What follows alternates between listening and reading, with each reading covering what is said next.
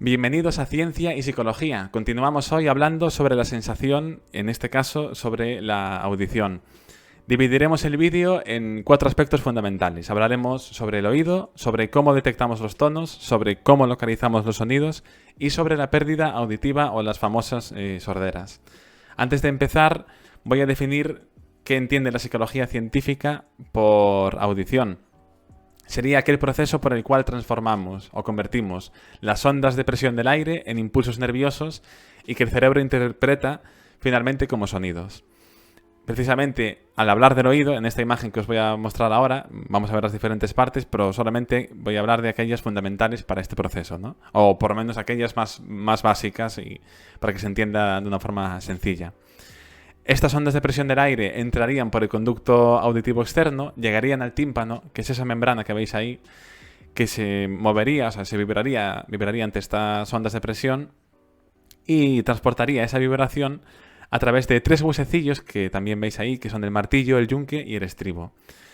Dicha vibración llegaría hasta la cóclea, que es esa especie de caracol, en concreto hasta una membrana llamada ventana oval, y dicha vibración pues a su vez se transmitiría al líquido que hay en el interior de la cóclea y en este líquido, al moverse por esa vibración, produciría un movimiento en el aspecto fundamental para mí, donde hay más magia en este proceso, que son los cilios. Serían estos cilios una especie de prolongaciones o de pelillos que salen de unas células llamadas ciliadas y precisamente dicho movimiento genera impulsos nerviosos que se transmiten, que salen de esas células ciliadas, formando en este caso esas fibras, el nervio coclear, que forma parte del nervio auditivo, que llega finalmente al lóbulo temporal, a la corteza auditiva. Voy a pararme un poquito más en estos cilios, porque ya os digo que es donde se produce la parte más mágica para mí. Ahí los podéis ver, son esos pelillos que salen hacia arriba, veis cómo sale la fibra, en este caso de color rojo, formando el nervio coclear con ese impulso, ¿no? Después del movimiento. Hay sobre unos 16.000 cilios en nuestro oído y tienen una alta sensibilidad. Ante el más ligero movimiento del líquido que el líquido produce sobre ellos, pues generan un impulso. Pueden llegar a activarse hasta unas 1000 veces y desactivarse por segundo. O sea, eso nos da una idea de la cantidad de actividad que hay ahí. Lo malo que tiene esa sensibilidad tan fina, ¿no?, que decíamos, es que la exposición prolongada a ruidos de más de 85 decibelios puede provocar daños.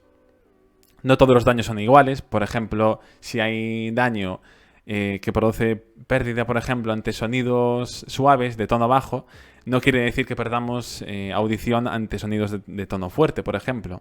Aunque ahondaremos un poquito más en la parte de pérdida auditiva. Pero esto lo quería traer porque gente a lo mejor con audífonos, en este caso, de tonos bajos, no hace falta hablar resalto, ¿no? Por ejemplo, que es una cosa que podemos cometer de forma pues inconsciente, ¿no? De hablar demasiado alto cuando no lo necesitan. De hecho, veréis que muchas veces se incomodan ante eso. Vamos a entrar en el segundo aspecto de cómo detectamos los tonos, pero antes los investigadores también se hicieron otra pregunta, que es cómo detectamos el volumen de un sonido. Y aquí la respuesta es bastante sencilla, sería que a mayor volumen, mayor número de células activadas, de células ciliadas, y a menor volumen, pues menor número de células ciliadas activadas, fundamentalmente. En cuanto a cómo detectamos los tonos, que es este segundo aspecto del vídeo, hay 2 teorías para explicar cómo los detectamos.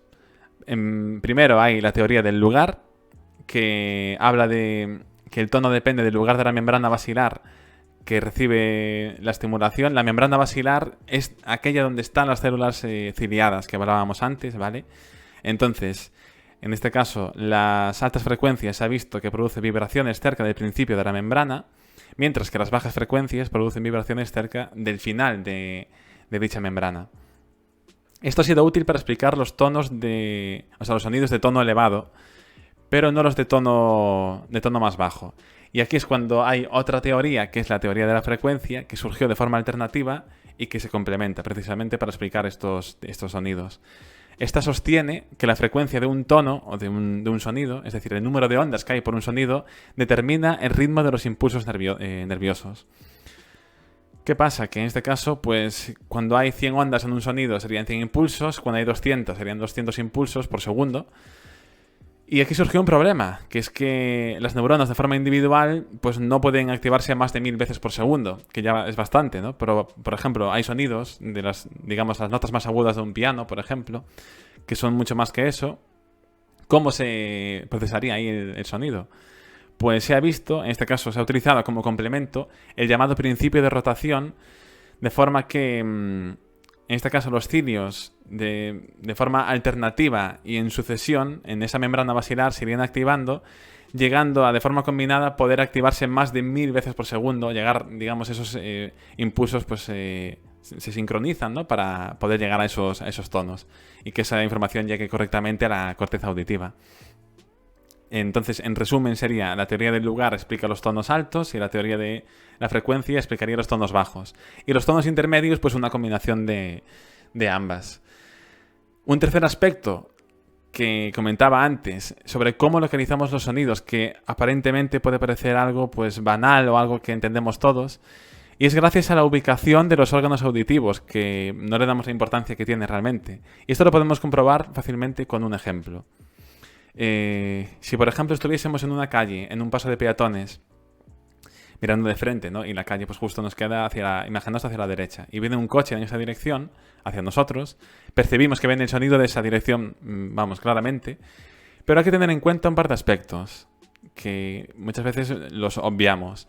La velocidad tan alta a la que va el sonido, hasta unos 1200 km por hora, para hacernos una idea, y que la distancia entre nuestros oídos es de unos 15 centímetros. Daos cuenta de que el momento en que llega el sonido a este oído con respecto a este es prácticamente no hay diferencia, o sea, es muy muy pequeña. Y eso da una idea de la sensibilidad que tiene nuestro sistema sensorial, en este caso de la audición, para percibir diferencias mínimas y de cómo localizar los sonidos. Y esto se debe a la ubicación de los órganos auditivos y a nuestra orientación. Por ejemplo, si pusiésemos un sonido que viniese de frente o de parte trasera o de arriba o de abajo, que llegase al mismo tiempo a los dos oídos, sería muy difícil localizar ese sonido o a la distancia, y tendemos a girar la cabeza, ¿no? Para precisamente detectar de dónde viene, para que llegue antes a un oído que a otro. Esto es algo que asumimos y que conocemos de siempre, de forma indirecta, pero que se ha estudiado y se ha visto que es muy curioso, ¿no? Añadir, antes de avanzar a la parte de pérdida auditiva, que el procesamiento, en este caso del sonido, cuando llega a esa corteza, es similar a lo que la corteza auditiva, es similar a lo que pasa en la visión. No llega a una zona en concreto de la corteza auditiva, sino que se divide en varios núcleos o grupos de neuronas especializadas, haciendo un procesamiento en paralelo, no serial, integrándole diferentes tipos de información auditiva. Por último, para ir terminando, esta pérdida auditiva, estas sorderas, pues en el manual que utilizo como referencia hablan de dos principales, que serían la sordera de conducción, en la cual se produce, en este caso, debido a un daño en el tímpano o en los huesecillos del oído medio. Básicamente se produce una pérdida de la capacidad de conducción de las vibraciones, de ahí esa pérdida auditiva. Y la otra sería la sordera neurosensorial o nerviosa, debido a un daño en los receptores de las células ciliadas o de las neuronas asociadas que hemos visto antes. Esto lo debatimos y lo ampliamos mucho más en el podcast, que os dejaré en la caja de descripción del vídeo. Y por mi parte nada más. Recordar que además de ese podcast, en la caja de descripción del vídeo, pues tendréis también enlaces a redes sociales y las referencias que utilizamos para este vídeo. Espero que os haya gustado. Si es así, podéis darle a me gusta, a compartir el vídeo, comentar cualquier aspecto que os haya gustado del vídeo y también aquellos que no, y dar sugerencias para diferentes colecciones. Esta es solamente una de las que estamos haciendo de ciencia y psicología, pero haremos más, centrada otra en los videojuegos, por ejemplo, colecciones más informales, a lo mejor con entrevistas, que yo os iré comentando. Nada más, no me enrollo más, os lo prometo. Un abrazo enorme y hasta la próxima.